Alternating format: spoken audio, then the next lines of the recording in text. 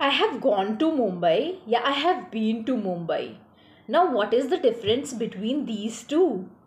If you also get confused, don't worry and welcome to my 30 days of English language program, specially for intermediate speaker like us. Okay, so this is day 2, and in day 2 we are going to learn an advanced structure which is uses of been.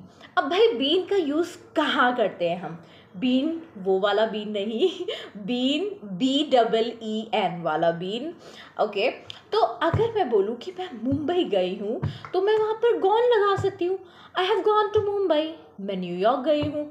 I have gone to New York, right. लेकिन अगर मैंने ये बोलना है मैं New York होकर आई हूँ, I have been to New York, I have been to USA, I have been to Pune, I have been to Mumbai, मतलब मैं वहाँ से होकर आई हूँ, तो वहाँ के लिए हम बीन का यूज़ करते हैं. तो ये तो हो गया हमारा first uses of been. Okay, now the second uses of been. Now this one is quite interesting.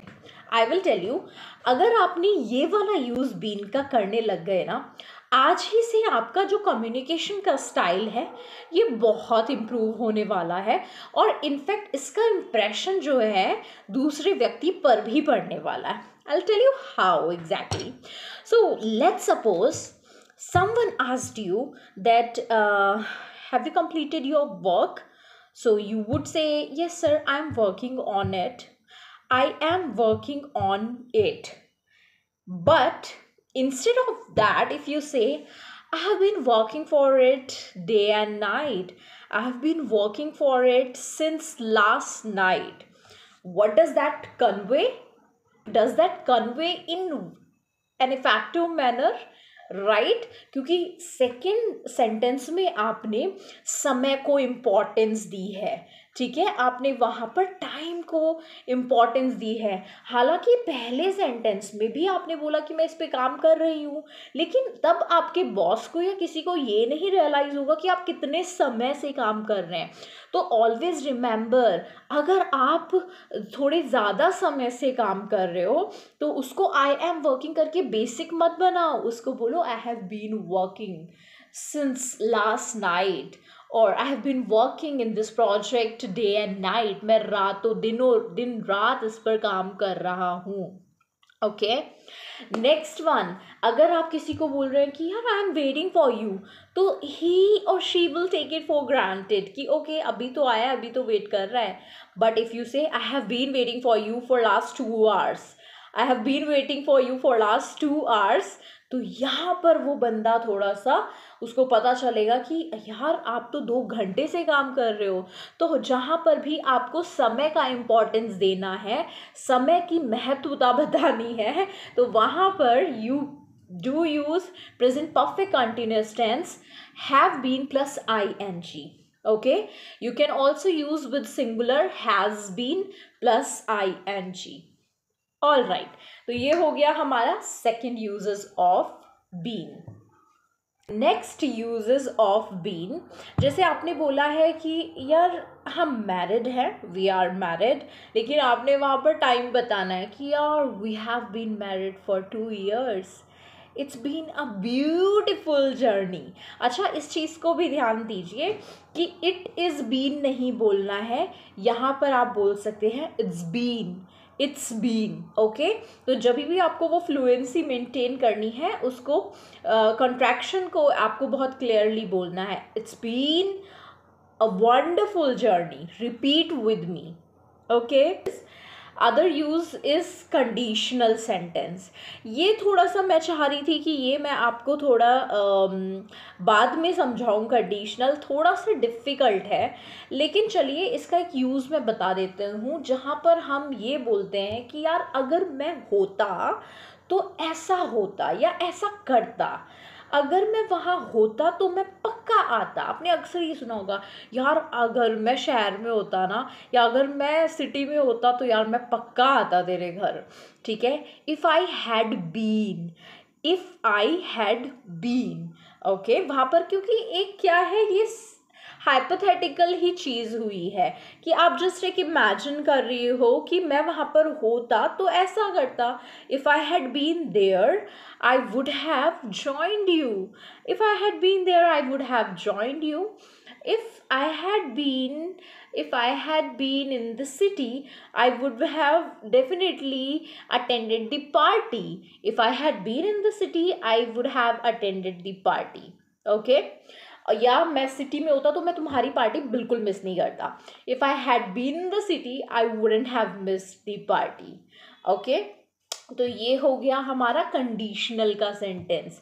आपको हैड बीन लगाना है प्लस सेकेंड सेंटेंस है उस पर आपको लगाना है would have. I would have plus third form would have done that. Okay. इसके अलावा हमारे पास है पास्ट परफेक्ट टेंस जहाँ पर हम बीन का यूज़ करते हैं.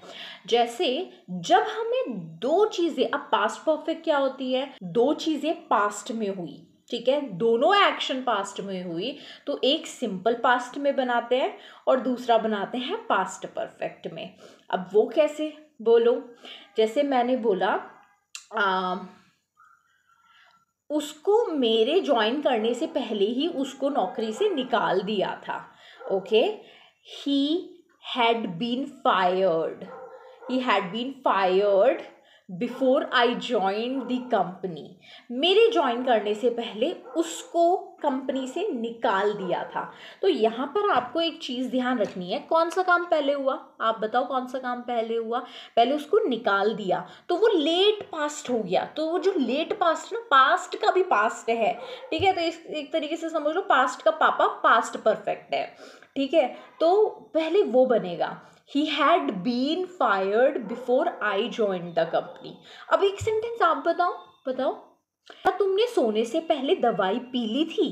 सोने से पहले दवाई पी चुके थे या पी ली थी, इस तरीके से ही हम सेंटेंस बनाते हैं, राइट. तो अगर आप ये बोलोगे, आप बोलो क्या आपने काम पहले किया, पहले दवाई पी, देन उसके बाद आप सोए, राइट. तो had you taken your medicine before you slept?